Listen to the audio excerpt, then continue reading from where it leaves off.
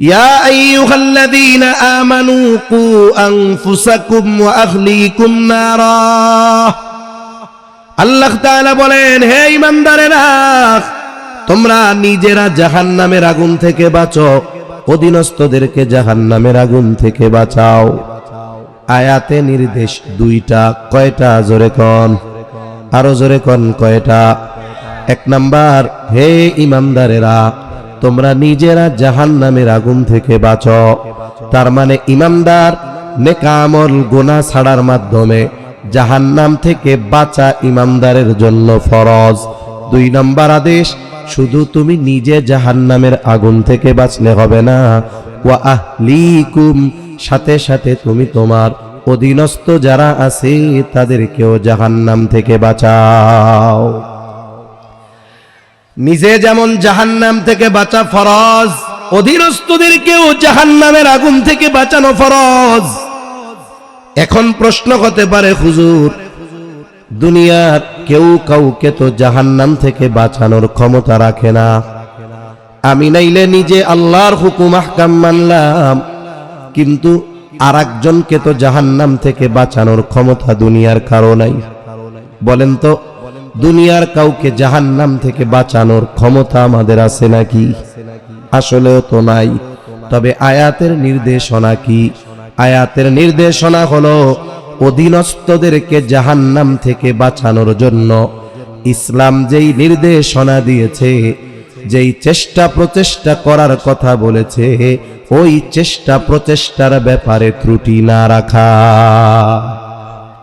Islamic কিছু নির্দেশনা আছে অধীনস্থদেরকে জাহান্নাম থেকে বাঁচানোর ক্ষেত্রে করণীয়।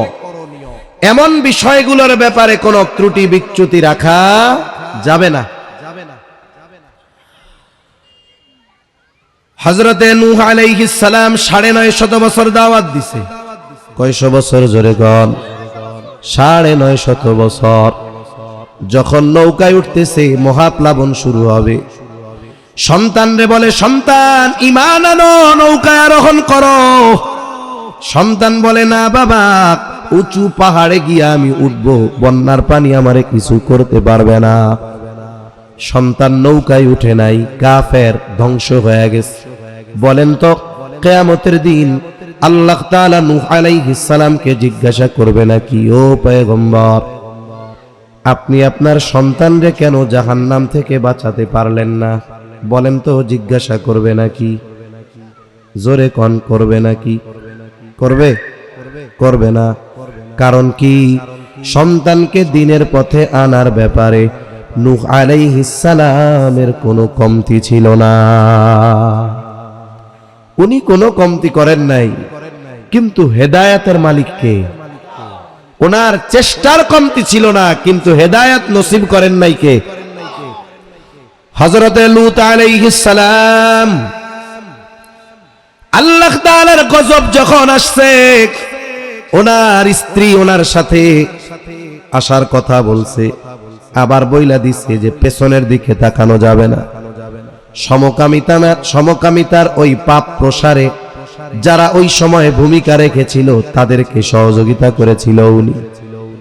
আল্লাহর গজব, ধ্বংস হয়ে গেছে। বলেন তো, আল্লাহ তাআলা কিয়ামতে লূত আলাইহিস সালামকে জিজ্ঞাসা করবে নাকি, ও পয়গম্বর লূত, আপনার স্ত্রী কেন আপনি জান্নাতি বানাইতে পারলেন না? জিজ্ঞাসা করবে নাকি? মুখ নাড়েন কে? মুখ দিয়া জোরে আওয়াজ কইরা কোন জিজ্ঞাসা করবে? বলিয়াম বাড়ান, আওয়াজ টনটন করেন, আওয়াজ টনটন করেন, গলা এমনি ভাঙ্গা, আরো বেশ দিয়ে বসে রয়েছে। তাহলে লূত আলাইহিস সালামকে আল্লাহ জিজ্ঞাসা করবে না যে আপনি কেন আপনার স্ত্রীকে দ্বীনের পথে আনতে পারেন নাই? জিজ্ঞাসা করবে না। কোন কারণে? বলে, স্ত্রীকে দ্বীনের পথে আনার যত কোশিশ, যত চেষ্টা প্রচেষ্টা আছে, সব লূত আলাইহিস সালাম করছে, কিন্তু হেদায়েতের মালিক কে? এই পৃথিবীতে আল্লাহ কাউরে হেদায়েতের মালিক বানান নাই। অথচ আমাদের এই দেশে এমনও মতবাদ আছে, তারা বলতে চায় আমাদের কাছে আসো, আমাদের সাথে থাকো, জান্নাতে যাওয়ার জন্য ঈমানের দরকার নাই। এমনও মতবাদ আছে। আল্লাহ তাআলা এই ধরনের ভণ্ডামি থেকে আমাদের হেফাজত করেন।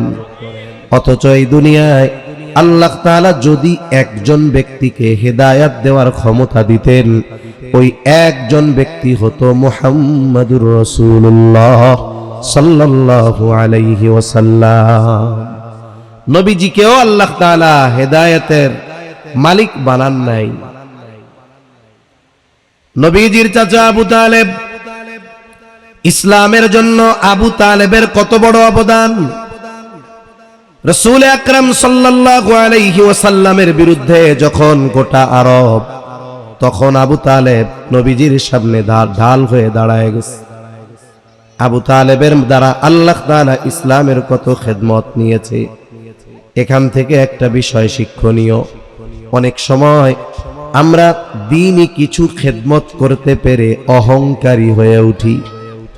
আরে আমি মসজিদে এত টাকা দিছি, মাদ্রাসায় এত টাকা দিয়েছি। আল্লাহর কসম, যদি সারা পৃথিবীর এই সময়ের সব মানুষের ইসলামের খেদমত এক পাল্লায় দেওয়া হয়, আর আবু তালেবের এক রাত্রের ইসলামের খেদমত যদি এক পাল্লায় দেওয়া হয়, কসম করলে কাফারা দেওয়া লাগবে না। আশা করা যায় আবু তালেবের ইসলামের খেদমতটা ভারী হবে। এজন্য দ্বীনের খেদমত করতে পেরে অহংকারী হইতে হয় না, শুকরিয়া আদায় করতে হয় যে আল্লাহ আমার এইটুক করার মতো সুযোগ দিছে, আল্লাহ আমাকে করার তৌফিক দিয়েছে। শুকরিয়া আল্লাহ তাআলার কাছে যে আমার সম্পদটা আল্লাহ তাআলা দ্বীনি কাজের জন্য কবুল করছে, মাদ্রাসার জন্য কবুল করছে, মসজিদের জন্য কবুল করছে, অসহায় মানুষের খেদমতের জন্য কবুল করেছে। এটা আল্লাহর পক্ষ থেকে শুকরিয়া। আবু তালেবের খেদমতের কথা বলা উদ্দেশ্য না। আবু তালেব যখন জীবনের অন্তিম সময়, নবীজি সাল্লাল্লাহু আলাইহি ওয়াসাল্লাম আবু তালেবের মাথার পাশে দাঁড়ানো বসা। আবু তালেব নবীজিকে কত ভালোবাসতেন। ঐতিহাসিকেরা বলে নিজেদের সন্তানদের চাইতে আবু তালেব নবীজিকে বেশি ভালোবাসতেন। রাসূল আকরাম সাল্লাল্লাহু আলাইহি ওয়াসাল্লামের অভিভাবকত্ব আবু তালেব গ্রহণ করেছে নবীজির বয়স যখন 8, আর যেই বছর মারা যায় নবীজির বয়স হলো 50। এই 42 বছর একেবারে ছায়ার ন্যায় আবু তালেব নবীজির সাথে ছিল। কাফেররা বিরুদ্ধে নবীজি সেই জায়গায় বাধা হয়ে, আবু তালেব বাধা হয়ে দাঁড়ায় গেছে। আবু তালেবের ব্যাপারে নবীজি জানেন, আমার চাচা আমাকে যত ভালোবাসুক না কেন, আর আমি আমার চাচারে যত মোহাব্বত করি না কেন, আমার চাচা যদি ঈমান না আনে, আমার মোহাব্বত আর তার মোহাব্বত তাকে জাহান্নাম থেকে বাঁচাতে পারবে না। এই জন্য নবীজির মনে বড় চাওয়া, আমার চাচা যদি কালিমাটা পড়তো, যদি শুধু কালিমার ঘোষণা দিত, বাকি যত বিষয় আছে কিয়ামতের দিন আমি আল্লাহর কাছে সুপারিশ করতাম। চাচার মাথার কাছে গিয়ে আমার আপনার নবী বলে, চাচা আপনি শুধু বলেন লা ইলাহা ইল্লাল্লাহ, আর কিছু বলা লাগবে না। বাকি বিষয়ের জন্য কিয়ামতের দিন আল্লাহর কাছে আমি আপনার জন্য সুপারিশ করব। নসিব খারাপ। আবু জেহেল উতবা সাহেবা আবু তালেবের কাছে আইসা বলে, আবু তালেব, সবাই আপনাকে সম্মান করে, শ্রদ্ধা করে, ভালোবাসে। আপনি যদি মরার আগে বাপ দাদার ধর্মে চুনকালি দিয়া মুহাম্মাদের নতুন ধর্ম গ্রহণ করে দুনিয়া থেকে বিদায় নেন, তাহলে এই আরবের মানুষ আপনাকে বীর পুরুষ মনে করত, এখন থেকে কাপুরুষ বলবে। খবরদার এমনটা করবেন না, নসিব খারাপ। আবু তালেবের কালিমা নসিব হলো না, দুনিয়া থেকে বিদায় নিয়ে গেল। নবীজি সাল্লাল্লাহু আলাইহি ওয়াসাল্লামের মনটা বড় কষ্টে বিষণ্ণ। নবীজি সাল্লাল্লাহু আলাইহি ওয়াসাল্লাম কষ্টে আছেন, মনটা বড় খারাপ। আহারে, যেই চাচা আমাকে এত ভালোবাসে, এত মোহাব্বত করে, ওই চাচার জন্য সুপারিশের দরজা ওপেন করতে পারলাম না, কারণ ঈমান নসিব হয় নাই। নবীজির মনটা খারাপ। আহারে, নবীজির মন খারাপ, চাচার হেদায়েত হলো না। আর আল্লাহ তাআলা আয়াত নাজিল করে জানায় দেন, ইন্নাকা লা তাহদি মান আহবাবতা ওয়ালাকিন্নাল্লাহা ইয়াহদি মান ইয়াশা। আল্লাহ তাআলা বলেন, আপনি যাকে ভালোবাসেন তাকে চাইলেই আপনি হেদায়েত দিতে পারবেন না, বরং আল্লাহ তাআলা যাকে চান আল্লাহ তাকে হেদায়েত দেয়। এই জন্য হেদায়েতের মালিককে জবান খুলে কোন। তবে আমরা মানুষকে দ্বীনের উপরে পরিচালিত করার জন্য প্রচেষ্টা করতে পারি। বলে সন্তানের ব্যাপারেও ইসলাম এই নির্দেশনা দিয়েছে কেমনে সন্তানকে দ্বীনের উপরে পরিচালিত করতে হবে। এটাই হলো সন্তানের ইসলামী তারবিয়াত। কয়েকটা বিষয় আমরা বলবো, খেয়াল রাখবো ইনশাআল্লাহ।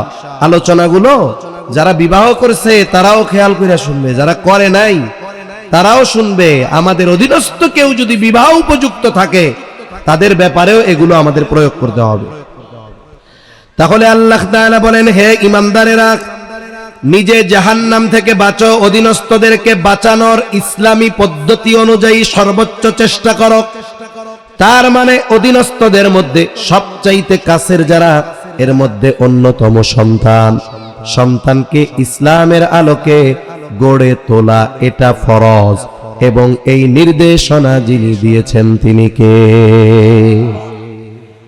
এরপরে যেই হাদিস অংশ তিলাওয়াত করেছি, পাঠ করেছি, নবীজি সাল্লাল্লাহু আলাইহি ওয়াসাল্লাম বলেন, কুল্লুকুম রাঈনা ওয়া কুল্লুকুম মাসউলুনা আন রাঈয়াতিহি।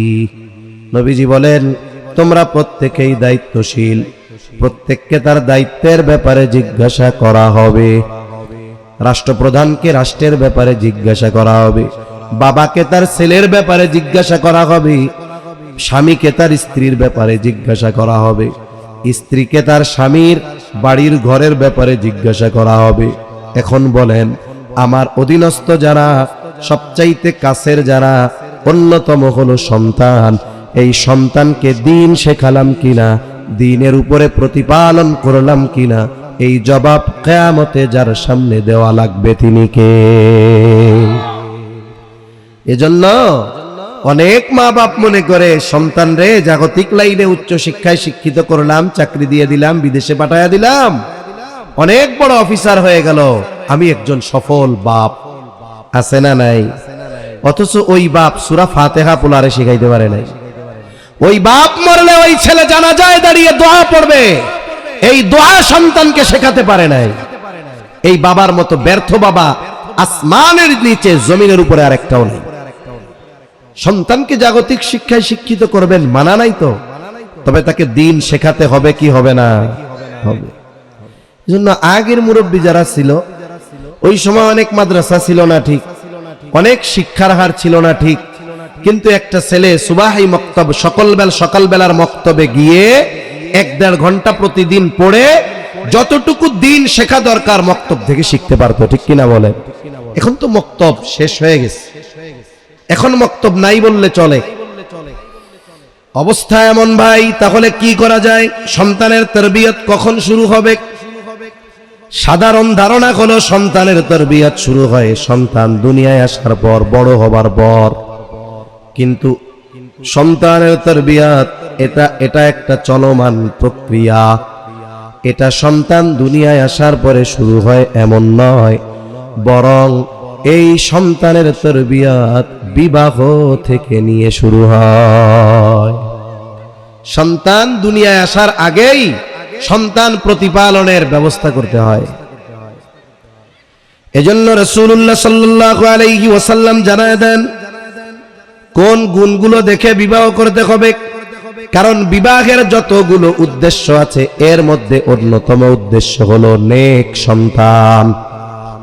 বলেন তো, কোন বাপ যদি আগের থেকেই খবর পায় যারে সে বিবাহ করবে সব ঠিক আছে, কিন্তু পেটে যেই সন্তানটা হবে ওইটা হবে গাঁজাখোর, ইয়াবাখোর, বাবাখোর, বলেন তো ওই মহিলার এসে বিয়ে করবে নাকি? তাহলে বিবাহের অন্যতম যতগুলো উদ্দেশ্য আছে, সদর শাহ হুজুর রহমাতুল্লাহি আলাইহি লিখছেন আদর্শ পারিবারিক জীবন বইয়ের মধ্যে যতগুলো উদ্দেশ্য আছে এর মধ্যে অন্যতম একটি উদ্দেশ্য হলো নেক সন্তান। নেক সন্তান পাবেন কেমনে? আধুনিক চিকিৎসা বিজ্ঞান বলে যে সন্তানেরা মায়ের থেকে 90% আচার আচরণ পায়। সন্তানের যে আচরণ হয় এর 90% পর্যন্ত সন্তান পায় হলো তার মায়ের থেকে। কার থেকে? জোরে কোন? মার থেকে পায়। তাহলে মা যদি উত্তম আচরণ ওয়ালি হয় তাহলে সন্তানের মধ্যে এই প্রভাব পড়বে। এটা আধুনিক বিজ্ঞান, আধুনিক চিকিৎসা বিজ্ঞানের রিসার্চ এটা। আর নবীজি 1500 বছর আগে বলে দিয়েছেন 4টি জিনিস দেখে বিবাহ করা হয় কন্যাদের ক্ষেত্রে।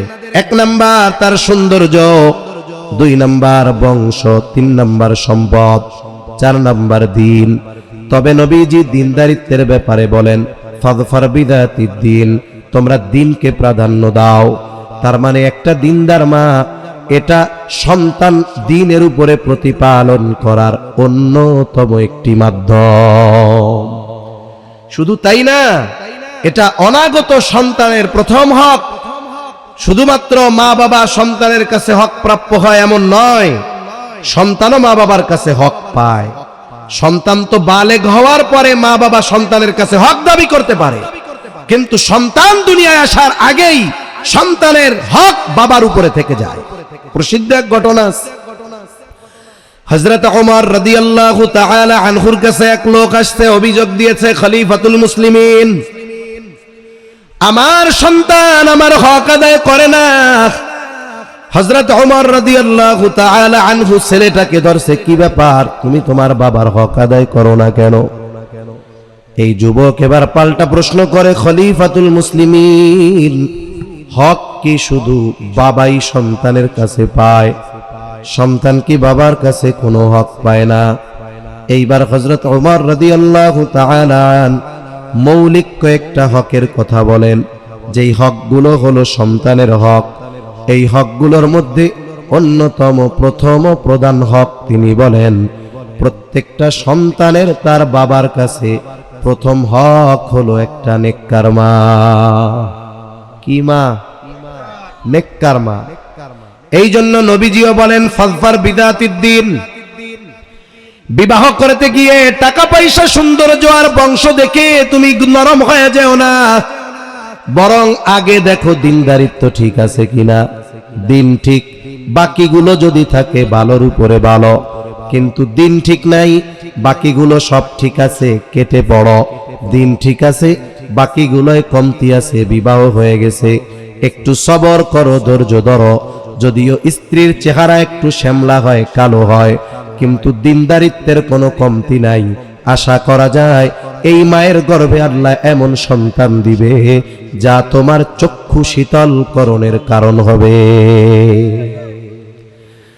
তাহলে সন্তান তারবিয়াতের প্রথম ধাপ হলো একজন দিনদার মা। 2 নাম্বার বলে সন্তানের জন্য নেক দোয়া করা। এই দোয়া সন্তান দুনিয়ায় আসার আগে করলে হবে এমন নয়, বলে এই দোয়া চলমান এক প্রক্রিয়া।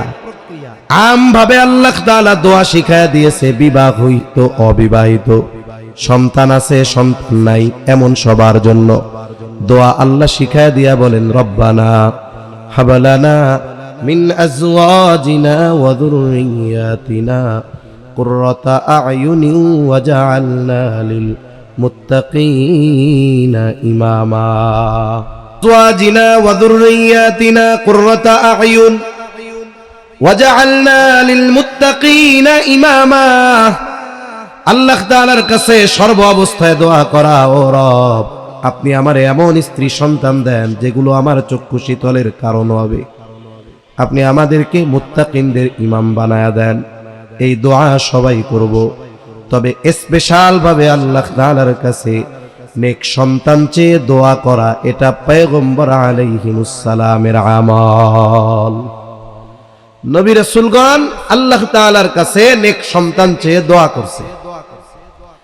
সাইয়্যিদুনা ইব্রাহিম আলাইহিস সালাম আল্লাহ তাআলার কাছে নেক সন্তান চেয়ে দোয়া করেছে।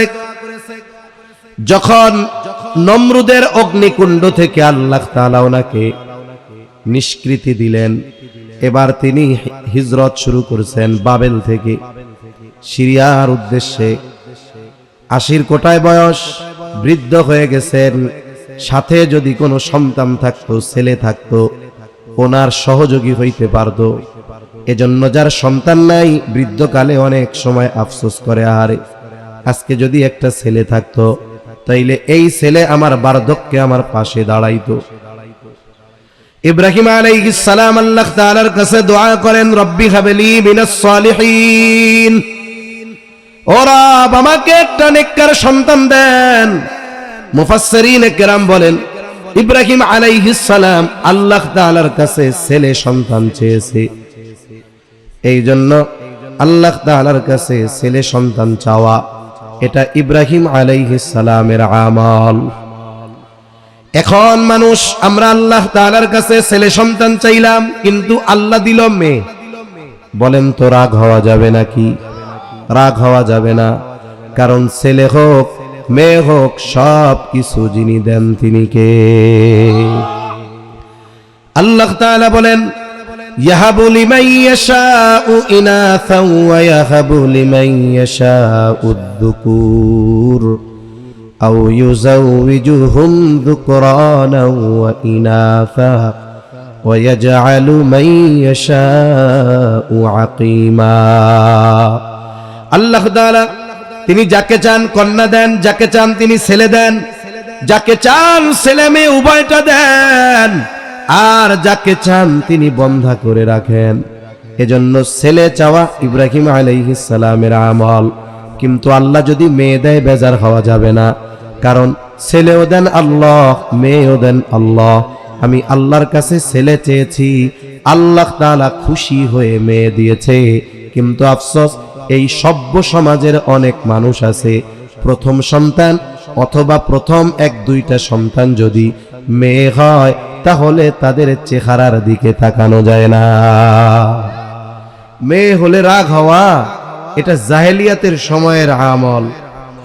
অথচ কন্যা সন্তানের ব্যাপারে নবীজি বলেন, যার 2 বা 3টা কন্যা সন্তান আছে অথবা ভগ্নী আছে, বাপ মারা গেছে ভাই গাড়ে 3টা বোন আছে, এই বাবা অথবা ভাই তাদের যন্ত্রণা সহ্য করল, তার মানে তাদের যথাযথভাবে প্রতিপালন করবার পর একটা নেককার ছেলের সাথে বিবাহ দিয়ে দিল। নবীজি জানায় দেন, একাধিক হাদিস আসছে ধারাবাহিকভাবে তিরমিজির মধ্যে। নবীজি বলেন, ওই কন্যা ওই ভগ্নী কিয়ামতের দিন ওই বাবার জন্য ওই ভাইয়ের জন্য জাহান্নাম থেকে আড়াল হয়ে দাঁড়াবে, জাহান্নাম থেকে আড়াল হয়ে দাঁড়াবে। এজন্য কন্যা সন্তান হইলে রাগ হওয়া যাবে না। ইব্রাহিম আলাইহিস সালাম দোয়া করেছে আমার অনেক সন্তান দেন, আল্লাহ তাআলা দোয়া কবুল করছে। আল্লাহ তাআলা বলেন ফাবাশশারনাহু বিগুলামিন হালিম, আমি ইব্রাহিম আলাইহিস সালামকে একজন সহনশীল সন্তানের সুসংবাদ দিলাম। সহনশীলতা এমন এক গুণ, অনেকগুলো ভালো গুণের সমন্বয়ে একটি গুণ হলো সহনশীলতা। যেই ব্যক্তি সহনশীল তার মধ্যে সবর, তার মধ্যে শকর, তার মধ্যে আনুগত্য, এই ধরনের অনেকগুলো গুণ পরিপূর্ণ তার মধ্যে পাওয়া যায়। আল্লাহ তাআলা ইব্রাহিম আলাইহিস সালামকে জবাব দিলেন, জানায়া দিলেন যে আমি তাকে একজন সহনশীল সন্তানের সুসংবাদ দিলাম। সংবাদ জানাইছেন সহনশীল সন্তান, সাথে সাথে আল্লাহ প্র্যাকটিক্যাল দেখায়া দিয়েছেন সন্তান কেমন সহনশীল। এই সন্তান যখন বাবার সাথে চলবার উপক্রম হয়েছে, আল্লাহ তাআলা ইব্রাহিম আলাইহিস সালামকে স্বপ্নে দেখাইছে যে তিনি তার সন্তানকে জবাই করতেছে। পয়গম্বর আলাইহিমুস সালামের স্বপ্ন হলো ওহী, আমাদের স্বপ্ন ওহী না, নবীদের স্বপ্ন ওহী। তিনি স্বপ্নে দেখছেন সন্তানকে তিনি জবাই করতেছেন, তাহলে সন্তানকে জবাই করার আদেশ যিনি দিলেন তিনি কে? আদেশ দিয়েছেন, আদেশ বাস্তবায়ন করবেন খলিলুল্লাহ, এটাই স্বাভাবিক। হয়তো খলিলুল্লাহ পরীক্ষা করতে চায় আল্লাহর আদেশের ব্যাপারে আমার এই সন্তান কেমন আনুগত্যশীল, আল্লাহর এই কঠিন আদেশ বাস্তবায়নে সে কেমন সবের, এটাও তিনি হয়তো পরীক্ষা করতে চায়। এইবার তিনি সন্তানকে গিয়ে স্বপ্নের কথা জানাইলেন। আল্লাহ তাআলা বলেন ফালাম্মা বালাগা মাআহুস সা'য়া ক্বালা ইয়া বুনাইয়া ইন্নী আরা ফিল মানামি আন্নী আযবাহুকা ফানজুর মাযা তারা ক্বালা ইয়া আবাতি ফাআল মা তু'মার সাতাজিদুনি ইনশাআল্লাহু মিনাস সাবিরিন। ইব্রাহিম আলাইহিস সালাম সন্তান রেখে গিয়া বলে, ইয়া বুনাইয়া ইন্নী আরা ফিল মানাম আন্নী আযবাহুকা, আমি স্বপ্নে দেখলাম যে আমি তোমারে জবাই করতেছি। ফানজুর মাযা তারা, এই ব্যাপারে তুমি কি বলো, তোমার মত কি? বলেন তো, আল্লাহর পক্ষ থেকে আদেশ আসবার পর সন্তানের মতামত নেওয়ার দরকার আছে নাকি? আছে নাকি? জোরে গন আছে? কেডা কইছে? আল্লাহ কইছে নামাজে আসো, আপনি বাপরে জিজ্ঞাসা করবেন নামাজ পড়ুম না পড়বো না, আব্বা কইয়া দেন। হ্যাঁ, আল্লাহর আদেশ আসার পরে দুনিয়ার কোন মানুষের মতামত নেওয়ার সুযোগ নাই, ওটা বাস্তবায়ন করতে হবে, এটাই নির্দেশ। ঠিক কিনা বলেন? ইব্রাহিম আলাইহিস সালাম সন্তানের মতামত জানতে চায়, এর দ্বারা উদ্দেশ্য হলো মনোভাব জানতে চায়। দেখি আল্লাহর এই নির্দেশের কথা বলবার পর আমার সন্তান এই কথা বলে নাকি। ও বাবা, ৮৬ বছর বয়সে আল্লাহ আমারে দান করছে, আপনার তো আর কোনো সন্তান নাই, আপনি কেন আমারে জবাই করে দিবেন? দেখি তার মনোভাবটা কি। এই জন্য ইব্রাহিম আলাইহিস সালাম জিজ্ঞাসা করে, ফানজুর মাযা তারা, এই ব্যাপারে তোমার মত কি, তুমি কি বলো? সন্তান তো ছিল হালিম, এই সন্তান যে হালিম এই ঘোষণা কার? জোরে গন। সন্তান এবার জবাব দেয়, বাবার সাথে চলতে পারে এই বয়স ৮-৯ বছর বয়স। সন্তান জবাব দেয়, ইয়া আবাতি ফাআল মা তু'মার সাতাজিদুনি ইনশাআল্লাহু মিনাস সাবিরিন। ও আমার পিতা, আল্লাহ তাআলা আপনাকে যেই ব্যাপারে নির্দেশ দিয়েছেন এটা আপনি করেন। জবাই করতে বলছে, জবাই চালায়া দেন, ছুরি চালায়া দেন, চিন্তার কোনো কারণ নাই। সাতাজিদুনি ইনশাআল্লাহু মিনাস সাবিরিন, আশা করা যায় আপনি আমাকে ধৈর্যশীলদের অন্তর্ভুক্ত পাবেন। আপনি আমাকে ধৈর্যশীলদের অন্তর্ভুক্ত পাবেন। আপনি আল্লাহর আদেশ পালন করেন, জবাই করেন। কথাটা বলার উদ্দেশ্য হলো এইটা, বাস্তব বিষয়ও এটা যে পিতার দোয়া, মায়ের দোয়া সন্তানের জীবনে প্রভাব রাখে। এজন্য সন্তান দুনিয়ায় আসার আগ থেকেই নেক সন্তান চাইবো কার কাছে? সন্তান হওয়ার পরেও দোয়া করতে হবে যে আল্লাহ এরে আপনি দ্বীনের উপরে পরিচালনা করেন। ইব্রাহিম আলাইহিস সালামের দোয়া এমন কবুল হয়েছে যে সন্তানকে জবাইয়ের কথা বললে ছুরির তলে যাইতে তৈয়ার। কিন্তু আমরা আমাদের সন্তানদের জন্য যথাযথভাবে দোয়া করি না বিধায় আমার আপনার সন্তান আমার আপনার কথায় অনেক সময় ডাইনেও যায় না, বামেও যায় না। এজন্য সন্তানের জন্য দোয়া করা এটা সন্তান দ্বীনের উপরে প্রতিপালনের অন্যতম একটি মাধ্যম। আবার অনেকে হতাশ হয়ে যায়, সন্তান নাই, কি হবে? বলে আল্লাহ তাআলা ৮৬ বছর বয়সে ইব্রাহিম আলাইহিস সালামকে সন্তান দান করেছে, জাকারিয়া আলাইহিস সালাম রে সন্তান দিছে, অথচ উনিও বৃদ্ধ ছিলেন, ওনার স্ত্রীও বন্ধা ছিল, কিন্তু দোয়া করেছেন আল্লাহ তাআলার কাছে কবুল হয়ে গেছে। আল্লাহ তাআলার কাছ থেকে ওই বার্ধক্যকালেও সন্তান লাভ করেছেন ইয়াহইয়া আলাইহিস জাকারিয়া আলাইহিস সালাম। যেই সন্তান আল্লাহ তাআলা তাকে দান করেছে আল্লাহ নিজেই নাম রেখে দিয়েছে ইয়াহইয়া। এজন্য সন্তানের চেয়ে আল্লাহ তাআলার কাছে আমরা দোয়া করব যে আল্লাহ আমারে নেক সন্তান দেন, আল্লাহ আমারে পবিত্র সন্তান দেন। আল্লাহ তাআলার কাছে জাকারিয়া আলাইহিস সালাম দোয়া করছে, রব্বি হাবলি মিন লাদুনকা যুররিয়াতান তাইয়্যিবা, আল্লাহ আমারে আপনি পবিত্র সন্তান দেন। ইব্রাহিম আলাইহিস সালাম দোয়া করছেন নেককার সন্তান দেন। এজন্য যাদের সন্তান নাই, হয় নাই, ডাক্তার কইছে হবে না, আপনি জাকারিয়া আলাইহিস সালামের ওই আমল করেন। বুজুর্গানে দিন বলেন আমল অব্যাহতভাবে চালায়া যান, একনিষ্ঠতার সাথে আল্লাহর কাছে দোয়া করেন। অসুস্থতা যদি থাকে সেই অসুস্থতা দূর করে সন্তান দেওয়ার ক্ষমতা আল্লাহর আছে না নাই? সেজন্য দোয়া মা বাবার দোয়া সন্তানের জন্য অনেক প্রভাব বিস্তারের কারণ হয়।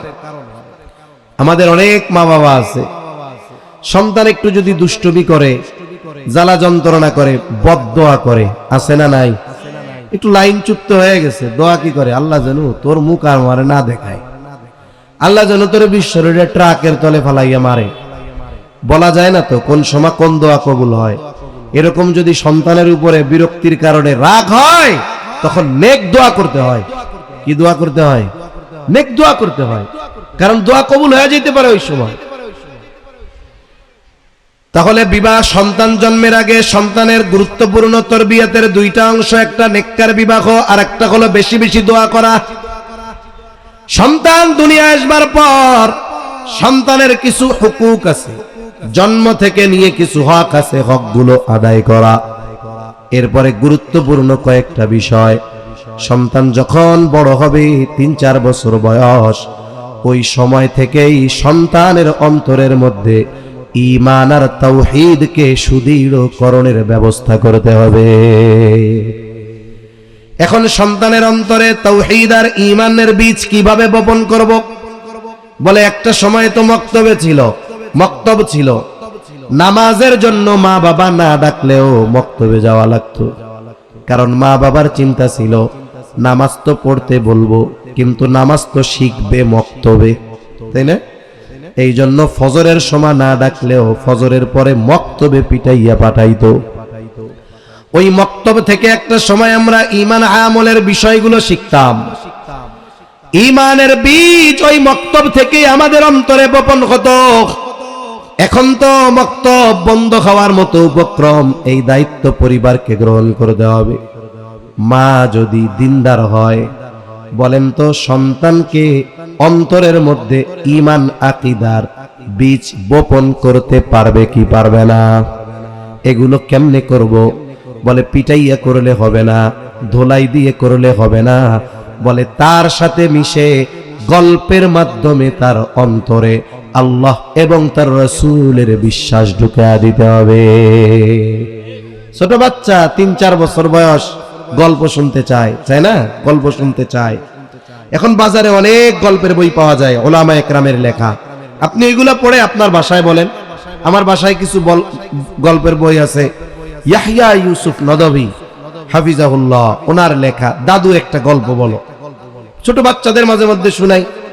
আমার মা বাইচা আছে, উনি শোনায়, আলিয়া সময় পাইলে শোনায়।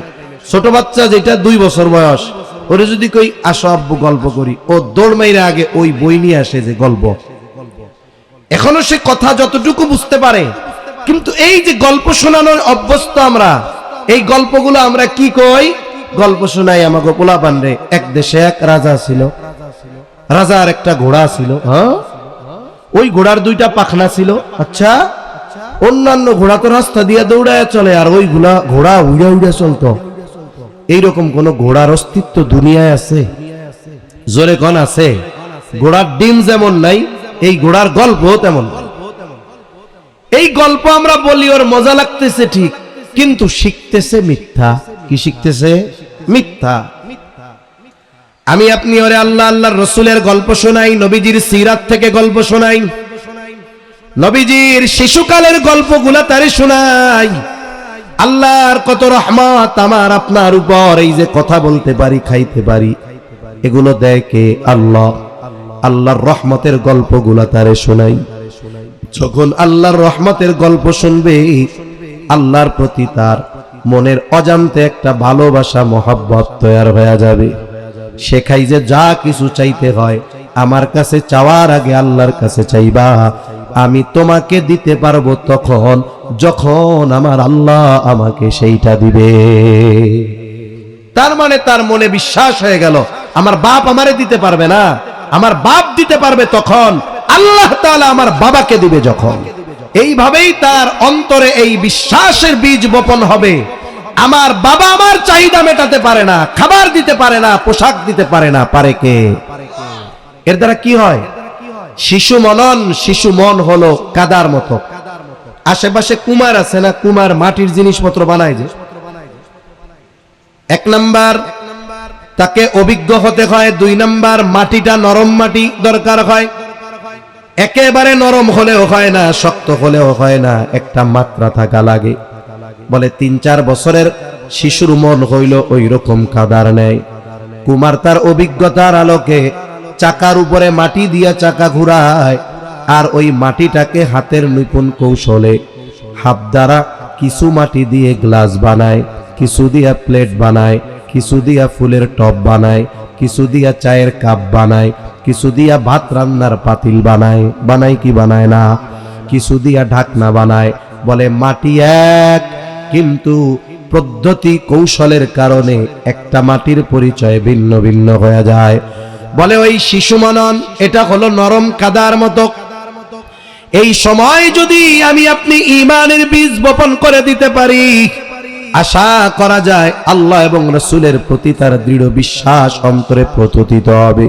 আল্লাহ না করুন কোনদিন যদি শয়তানের ধোঁকায় পড়ে পথচ্যুত হয়ে যায়, ওই শিশুকালের ওই শিক্ষা তাকে পুনরায় আল্লাহর পথে ফিরিয়ে আনবে। এজন্য 1 নাম্বার দায়িত্ব শিশু মননে ঈমানের বীজ বপন করা, তাওহীদ আর ঈমানকে সুদৃঢ়করণের ব্যবস্থা করা। কেমনে করব? বলে আল্লাহর গল্প, রাসূলের গল্প, আসমান জমিন সৃষ্টির গল্প রাসূলের সিরাত থেকে শোনানোর মাধ্যমে আমরা আল্লাহর সাথে রাসূলের সাথে তার পরিচয় ঘটায়া দিব। 2 নাম্বার সন্তানকে উত্তম আদব আখলাক শেখানোতে আমরা অভ্যস্ত হব। সন্তান উত্তম আখলাকওয়ালা তখন হবে কখন? যখন আমি আপনি উত্তম আখলাকওয়ালা হব। ঠিক কিনা কোন?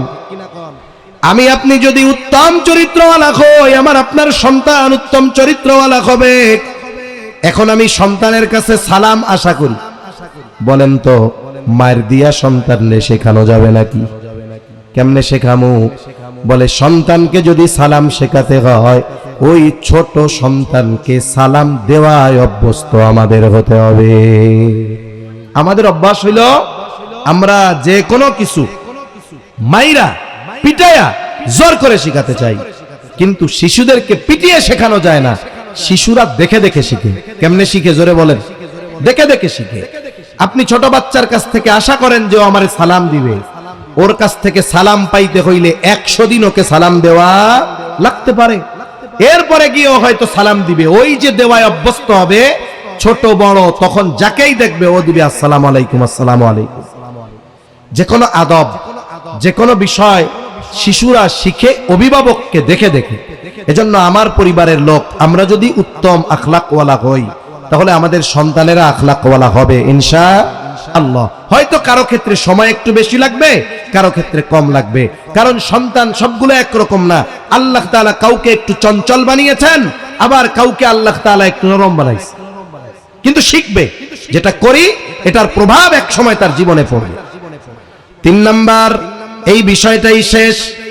আমরা সন্তানদেরকে ইলম আর আমলের ব্যাপারে তাদেরকে আগ্রহী করে তুলব। ইলম আমলের ব্যাপারে কেমনে আগ্রহী করব? বলে আমলের ব্যাপারে আগ্রহী করব এইভাবে যে আমি যদি নামাজি হই, আমার সন্তান নামাজি হবে। মাঝে মধ্যে সুন্নাত নফলগুলো আমি ঘরের মধ্যে পড়ায় অভ্যস্ত হব। তাহলে আশা করা যায় আমাকে দেখে দেখে আমার আপনার সন্তান নামাজি হবে। ও দেখবেন নামাজে দাঁড়াইছেন, দাড়ি ওর তো আর পাঞ্জাবি টুপি কিচ্ছু নাই, ও টিফিন বাটি একটা মাথায় দিয়া ল্যাংটা হইয়া ইশাই শুরু করে দিবে আল্লাহু আকবার। আপনি সেজদা রুকুতে আছেন, আপনার ঘাড়ের উপরে ওইটাও ঘোড়া বানায় খেলা শুরু করছে। আপনি 3 বারের জায়গা 5 বার পড়েন, 5 বারের জায়গা 7 বার পড়েন, 11 বার পড়েন, 111 বারও যদি পড়েন, নামাজ কি নষ্ট হয়ে যাবে? ও খেলা করুক, ওরে একটু পরিতৃপ্ত হতে দেন, ও এমনিতে একটু পরে সরে যাবে। এরপরে আপনি সেজদা থেকে উঠলেন। এতে কি হবে? আমাকে আপনাকে ঘরে যদি এই নফল নামাজ পড়ায় অভ্যস্ত হই, সুন্নাতগুলা পড়ায় অভ্যস্ত হই, ও দেখে দেখে বুঝবে যে নামাজ এটা মনে হয় ভালো জিনিস। এরপরে আর একটু বড় হলো, ওরে মসজিদে আনায় অভ্যস্ত হন। আমাদের দেশে তো ছোট বাচ্চাদের মসজিদে আনার ক্ষেত্রে মুরব্বীদের অভিযোগ বেশি। ছোট বাচ্চারা একটু চেঁচামেচি মসজিদে করবে, স্বাভাবিক বিষয়। ইউরোপ আমেরিকা সহ মধ্যপ্রাচ্যের দেশগুলাতে মসজিদ যেগুলো ওই মসজিদগুলোতে ছোট বাচ্চাদের জন্য মসজিদের পাশে খেলার জায়গা থাকে। ওরা মসজিদে যায় খেলার জন্য, মসজিদের বাইরে খেলার জায়গা আছে, খেলে, কিন্তু যায় কেন? ওই খেলার লোভে। অনেক জায়গায় বাচ্চারা মসজিদে গেলে তাদের জন্য জুস, চকলেট এগুলোর ব্যবস্থা থাকে। এই ছোট বাচ্চা মসজিদে প্রথম যায় কেন? বলে জুস চকলেট পাওয়ার লোভে। এই বাচ্চা এখন চকলেটের লোভে, জুসের লোভে মসজিদে যায়। এই বাচ্চা যখন একটু বড় হবে বুঝবে ও চকলেটের লোভে আর জুসের লোভে যাবে না, ও আল্লাহকে পাওয়ার জন্য যাবে, ঠিক কিনা বলে? কিন্তু এই বাচ্চার মসজিদে যাওয়ার রাস্তা বন্ধ করে দেয় আমাদের দেশের কিছু মুরব্বী। খবরদার, এটা করা যাবে না। ছোটরা আসুক, আপনার আমার অভিযোগ যে তাদের কথার আওয়াজে আমাদের নামাজের খুশুখুজু নষ্ট হয়ে যায়। ওই আওয়াজে যদি খুশুখুজু নষ্ট হয়, দুনিয়ার যে অবস্থা, কোন সময় মুসলমানদের কাফেরদের বিরুদ্ধে সশস্ত্র লড়াইয়ে নামা লাগে, তার ঠিক আছে নাকি? যুদ্ধের ময়দানে নামাজ আছে না নাই? জেহাদের ময়দানে নামাজ চলবে, একদল যুদ্ধ চালাবে আর একদল নামাজ আদায় করবে, জেহাদেও নামাজ ছাড় নাই। ওই সময় তো তরবারির যুদ্ধ ছিল, এখন তো মাইরে দিবে একটা অ্যাটম বোমা। আপনি নামাজে দাঁড়াইছেন, 50 হাত দূরে বোম পড়ছে। হায় রে মিয়া, এক পোলাপানের আওয়াজে যদি খুশুখুজু জায়গা, তাইলে তো ওই বোম পড়লে নামাজের মধ্যে আওয়াজে পায়খানা করে দিবে। সেজন্য ছোটরা যেন মসজিদ থেকে কষ্ট পেয়ে বাড়িতে ফিরে না আসে। ছোট বাচ্চা চিৎকার করে, চেঁচামেচি করে, আপনি আপনার ইমাম, আপনি সহ তাদেরকে ডেকে বুঝান যে শোনো, মসজিদ আল্লাহর ঘর, জোরে কথা বলবা না, যদি কথা না বইলে শুধু নামাজ পড়ো, তাইলে তোমার একটা চকলেট দেওয়া হবে। এইবার দুনিয়ার সব কিছুর চাইতে ওই চকলেটটার দাম তার কাছে ওই সময় বেশি। ও এইবার নিজে তো কথা বলবেই না, আর একজন যদি ছোট বাচ্চা ওর সাথে কথা বলতে চায়, ওরা ঘুষাইয়া হইলে ওর মুখ বন্ধ করে ছাড়বে। কিন্তু মসজিদ বাচ্চাদের জন্য, বাচ্চারা যেন মনে করে এটা আমাদের জন্য নিরাপদ জায়গা, সে ব্যবস্থাপনা আমাদের করার দরকার আছে না নাই? নাইলে মসজিদ টাইলস হবে। প্রত্যন্ত অঞ্চলে মসজিদগুলো টাইলস হচ্ছে, এমন এমন জায়গায় যাই মসজিদে এসি মাগার মুসল্লি নাই। কিয়ামতের আগে হবে মাসাজিদুহুম আমিরুহুম ওয়া হুয়া খারাবুম মিনাল হুদা, যে তাদের মসজিদগুলো হবে চাকচিক্যময় কিন্তু হেদায়েত শূন্য হবে, মুসল্লি থাকবে না। এই আজকের শিশু বাচ্চাটাই তো আগামী দিনের মুসল্লি, ঠিক কিনা বলেন? তাহলে আজকের থেকেই তার পথ আপনি সুগম করে দেন। নবীজি বলেন 7 বছর বয়সে নামাজের আদেশ করবা, 10 বছরে নামাজ না পড়লে প্রহার করবা।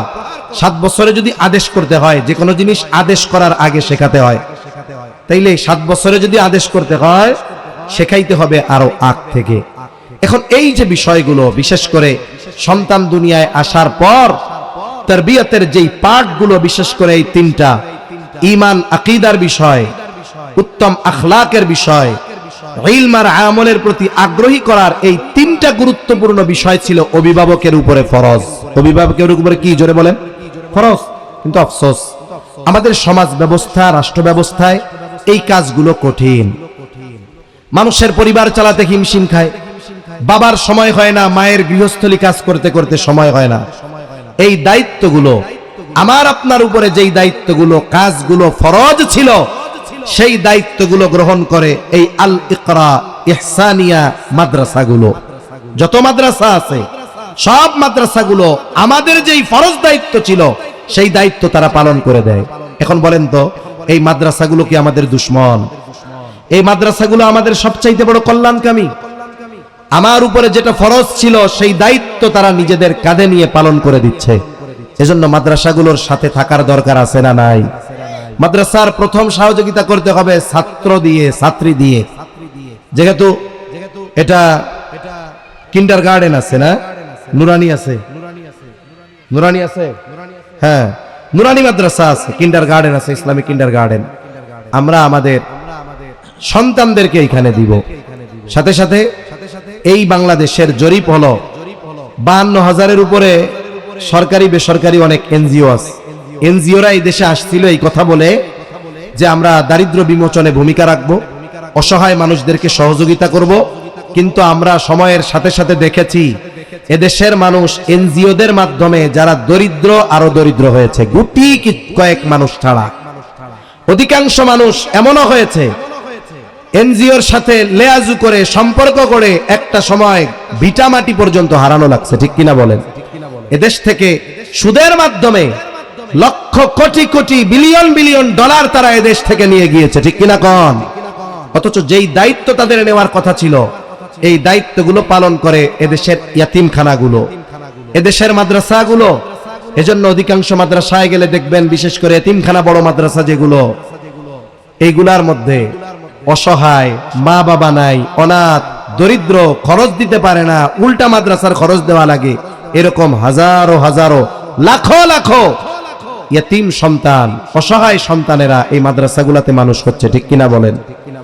আর এই মাদ্রাসাগুলোয় তাদের পড়ালেখার ব্যবস্থার যেই আঞ্জাম, এটা আপনাদের মতোই মানুষেরা দেয় বিদায় এখনো এদেশের মাদ্রাসাগুলো আলহামদুলিল্লাহ অসহায় গরিবদের ভরণ পোষণ লেখাপড়ার ব্যবস্থা করতে পারতেছে।